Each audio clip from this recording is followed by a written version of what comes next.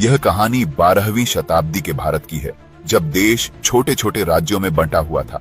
इस काल में अजमेर और दिल्ली पर चौहान वंश का शासन था। उनके महान योद्धा राजा पृथ्वीराज चौहान अपनी वीरता, न्यायप्रियता और अद्भुत युद्ध कौशल के लिए प्रसिद्ध थे। दूसरी ओर कन्नौज के राजा जयचंद अपनी खुदगर्जी के लिए जाने जाते थे। पृथ्वीराज चौहान धनुर्विद्या में इतने निपुण थे कि शब्द भेदी बाण जैसी अद्भुत विद्या में महारत हासिल की। उनके राज्य में जनता खुशहाल थी और उनका नाम उनके प्रजा के दिलों में सम्मान के साथ लिया जाता था। जयचंद को अपनी शक्ति और संपत्ति पर बहुत गर्व था। उनकी बेटी संयोगिता अपनी सुंदरता, बुद्धिमानी और साहस के लिए जानी जाती थी। किसी उत्सव के दौरान पृथ्वीराज चौहान और संयोगिता की पहली मुलाकात हुई। दोनों ने एक दूसरे को पहली नजर में पसंद किया और उनका प्रेम जल्द ही गहराता गया। लेकिन जयचंद को यह रिश्ता स्वीकार नहीं था। अपने अपमान का बदला लेने के लिए जयचंद ने एक भव्य स्वयंवर का आयोजन किया।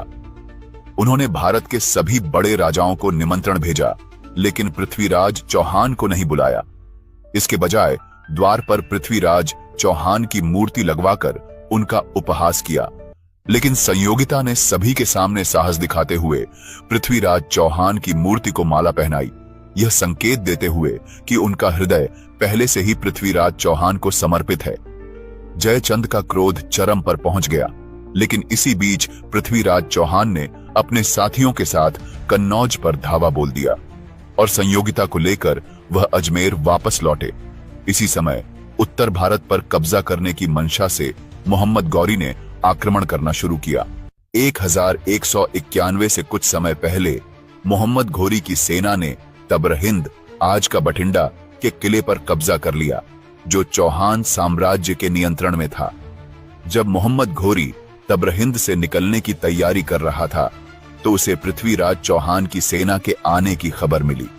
इसके बाद उसने पृथ्वीराज चौहान का सामना करने के लिए कूच किया और दोनों सेनाएं तराइन के मैदान में आमने सामने हुईं। पृथ्वीराज चौहान के साथ कई सामंत राजा थे। इन राजाओं में दिल्ली के शासक गोविंद राय भी शामिल थे। गोविंद राय तोमर पृथ्वीराज चौहान की सेना के सेनापति थे। घोरी सेना ने युद्ध की शुरुआत तीरों की बौछार से की, लेकिन पृथ्वीराज चौहान सेना ने 3 दिशाओं से जवाबी हमला किया और युद्ध में हावी हो गई। उन्होंने घोरी सेना को पीछे हटने पर मजबूर कर दिया। जब मोहम्मद घोरी ने यह देखा, तो उसने गोविंद राय पर सीधा हमला किया।